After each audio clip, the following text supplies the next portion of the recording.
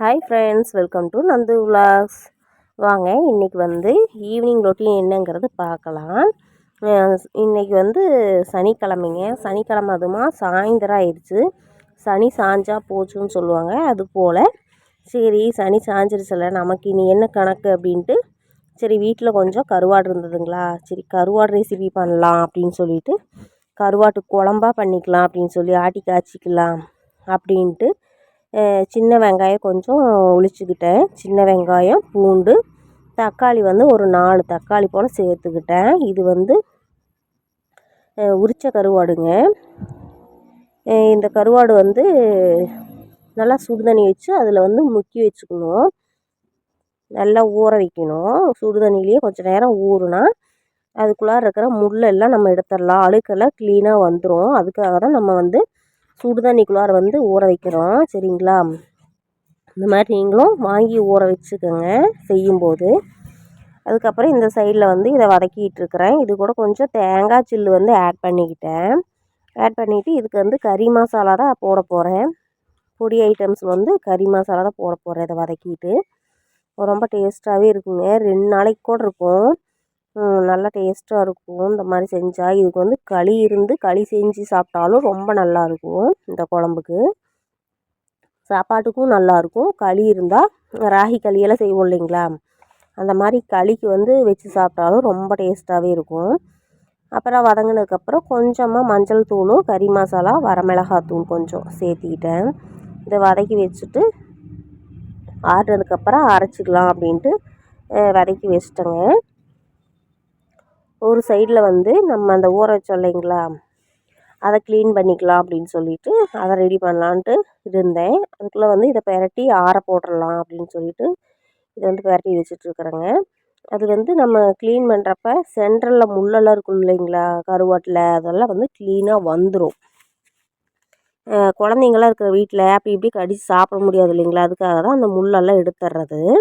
நல்லா சுடு தண்ணியில் வந்து ஆல்ரெடி நல்லா ஊறிடுச்சு இல்லைங்களா, ஊறினதுக்கப்புறம் தான் நம்ம எடுக்கிறோம். அதனால் வந்து ஈஸியாக வந்துடும்.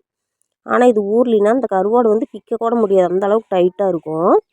இப்போ பாருங்கள் ஈஸியாக வரும். அந்த சென்ட்ரலில் முள்ளெல்லாம் இருக்குது பார்த்தீங்களா, அந்த முள்ளெல்லாம் வந்து நம்ம இப்படி எடுக்கும்போது ஈஸியாக வந்துடும். இப்படி இருந்தால் பிள்ளைங்கள்லாம் குழந்தைங்க இருக்கிற வீட்டில் நல்லா கடித்து சாப்பிட்டுக்குவாங்க. எந்த தொந்தரவும் இருக்காது. நல்லா கடித்து சாப்பிட்டுக்குவாங்க. சாப்பிடாத குழந்தைங்கள்லாம் கூட சாப்பிட்டு பழகிக்குவாங்க. முள் குத்தாது. சின்ன குழந்தைங்க கூட சாப்பிட்டுக்குவாங்க. அந்த மாதிரி இருக்கும். அதுக்காக தான் இந்த மாதிரி சுடு தண்ணியில் ஊற போட்டுட்டு அதுக்கப்புறமா முள் க்ளீன் பண்ணுறது. பாருங்கள் எவ்வளோ முள் வருதுன்ட்டு. இது போல் தான் எல்லாமே எடுத்து க்ளீன் பண்ணிகிட்ருக்குறேன். இன்னும் கொஞ்சம் லேட் ஆகும்.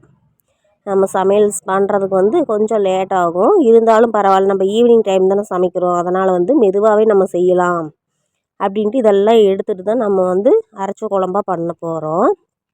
இதுக்கு வந்து சாந்து அரைச்சி தான் பண்ணுறேன். அதனால் வந்துட்டு நம்ம முள் இல்லாதையே எடுத்துக்கலாம் அப்படின்னு சொல்லிவிட்டு முள்ளெல்லாம் எடுத்து க்ளீன் பண்ணிகிட்ருக்குறேங்க. சுத்தமாக பாப்பா வந்து இந்த மாதிரி எடுத்துகிட்டு செஞ்சால் தான் அவளுக்கு ரொம்ப பிடிக்கும். ஒவ்வொரு டைமும் கேட்பா, அம்மா முள்ளெல்லாம் சென்டர் முள் எடுத்துட்டிங்களான்னு கேட்டே இருப்பாள். சரி இந்த தடவை எடுத்துடலாம். நைட் டைம் தானே மேக்ஸிமம் செய்யணும் ஒரு வேளைக்கு, அதனால் வந்து நான் அப்படியே போடுறேன். ஒவ்வொரு டைம் ரொம்ப பெரிய முள்ளாக இருக்கிறது மட்டும்தான் எடுப்பேன். ஆனால் இதில் வந்து நான் ஈவினிங் டைம் போல் தான் சமைச்சேன் சனிக்கிழமை. அதனால் வந்துட்டு சரி அப்படியே ரிலாக்ஸாக எல்லாத்தையும் எடுத்துருவோம் அப்படின்னு சொல்லிவிட்டு எல்லா முள்ளையும் எடுத்துட்டேன். அது வந்து ஒரு சைடில் வந்து ஆறிடுச்சு.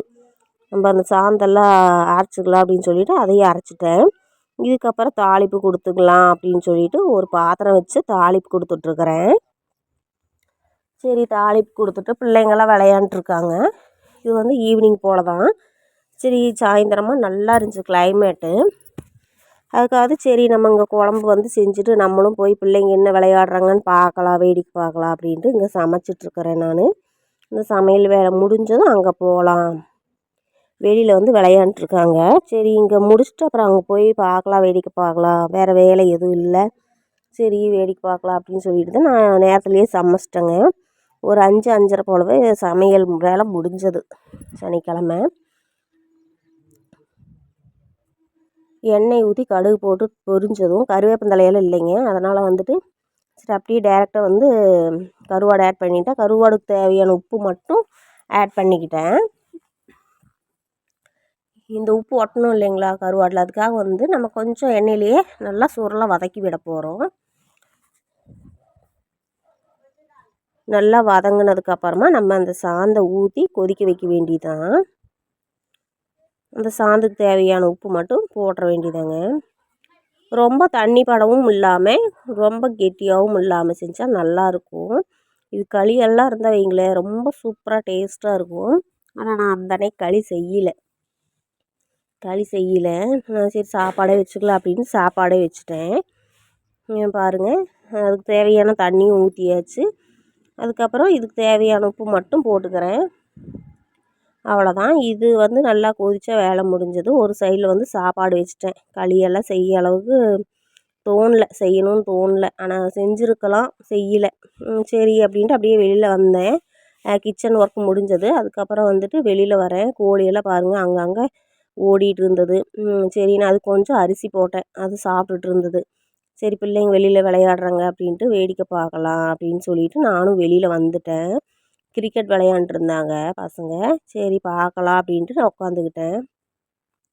பாப்பா பாருங்க ஒரு சைடு நின்றுட்டுருக்குறா. அண்ணன் என்ன விளையாடுறா அப்படிங்கிறது பார்த்துட்ருக்குறா. அவளும் வந்து பேட்டிங் பண்ணலாம் அப்படின்னு பார்க்குறா. அவளுக்கு தெரியல. சரி எப்படி பண்ணுறாங்க அப்படின்னு பார்த்துக்கிட்டு அப்புறமா அவளும் கடைசியாக வந்து அடிப்பாள். நானும் பேட்டிங் பண்ணுறேன் அப்படின்னு சொல்லிட்டு. சரி அது வரைக்கும் பசங்க வந்து இப்படி தான் அப்படின்னு சொல்லி கொடுத்துட்ருந்தாங்க. பந்து போட்டுட்ருந்தாங்க. பாருங்கள் ஈவினிங் போல் இந்த மாதிரி தான் பசங்க விளையாடுவாங்க. யாருமே வந்து வந்தோடனே ஸ்கூல் விட்டு வந்தோடனே படின்னு சொல்லக்கூடாது. இந்த மாதிரி கொஞ்சம் நேரம் அவங்க வந்து ரிலாக்ஸாக விளையாட விடணும். இந்த மாதிரி நம்ம கண் பார்வைக்கு முன்னாடியே விளையாடணும். நம்ம வந்து மறைமுகமாக விட்டுறக்கூடாது. நம்ம கண் முன்னாடி இந்த மாதிரி விளையாட வைக்கணும். கொஞ்சம் நேரம் விளையாட வச்சுட்டு அதுக்கப்புறமா தான் வந்து படிக்கிறத பற்றியெல்லாம் எடுத்துக்கணும். புக்ஸ் எல்லாம் வந்து அப்புறமா தான் எடுக்கணும். சும்மாவே பொழுதுனிக்கு ஸ்கூல் விட்டு வந்தோடனே படிங்கக்கூடாது. பாருங்கள் இந்த செடி வந்துட்டு இந்த மல்லிகைப்பூ செடி வந்து சின்னதாக இருக்குது பார்த்தீங்களா. இது வந்து பார்த்தா ஒரு வாரத்துக்கு முன்னாடி அந்த பக்கமாக இருந்து பிடுங்கி வச்சேன். இப்போ தலைய ஆரம்பிக்குது. அப்புறம் இது செம்பருத்தி செடிங்க. நாங்கள் பந்து போட்டுட்ருக்குறான். சரின்னு செடி பார்த்துட்டு அப்படியே நானும் உக்காந்துக்கிட்டேன். எப்பவுமே வந்து குட்டீஸ்க்கும் வந்து கொஞ்சம் ரிலாக்ஸேஷனாக இருக்கணும். நம்ம வந்தோடனே புக் எடுங்கடான்னு சொல்லி டார்ச்சலும் பண்ணக்கூடாது. எப்படியும் 1 மணி நேரம் 2 மணி நேரம் விளையாட வச்சுட்டு அதுக்கப்புறமா 6 மணிக்கு மேலே தான் புக்கு எடுப்பாங்க. எங்கள் குட்டீஸ் எப்போவுமே அப்படி தான். சரின்னு நானும் போய் பாதுகாப்புக்கு நின்றுக்கிறது. பாப்பா பாருங்கள் பந்து விழுந்துருச்சுன்னு சொல்லிட்டு போய் எடுத்துகிட்ருக்குறா. எடுத்துகிட்டு பேட்டு ஒன்று வேணுன்ட்டு அவள் ஒரு தனியாக இன்னொரு பேட் ஒன்று எடுத்துகிட்ருக்குறா. தென்னை மட்டையில் செய்வோம் இல்லைங்களா பேட்டு, தென்னை மட்டையில் சீவும் இல்லைங்களா அந்த பேட்டு இதுதான்.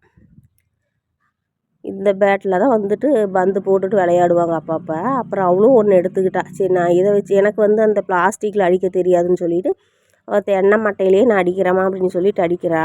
இந்த வீடியோ பிடிச்சிருந்தால் லைக் பண்ணுங்கள், சப்ஸ்கிரைப் பண்ணுங்கள், ஷேர் பண்ணுங்கள். தொடர்ந்து இந்த மாதிரி வீடியோக்கள் வரத்துக்கு ரொம்ப சப்போர்ட்டிவாகவும் இருக்கும். இந்த மாதிரி எங்களுடைய ஈவினிங் ரொட்டீன் ஒவ்வொரு நாளும் இந்த மாதிரி தான் போகுங்க. உங்கள் வீட்டு குட்டீஸ்களையும் இந்த மாதிரி விளையாட வைங்க. நல்லா விளையாட அதுக்கப்புறமா படிக்கிறது அந்த மாதிரி ஆக்டிவிட்டீஸ் எல்லாம் அதுக்கப்புறமா கொடுங்க. அப்போ தான் வந்து குழந்தைங்க நல்லா ஆர்வமாக செய்வாங்க.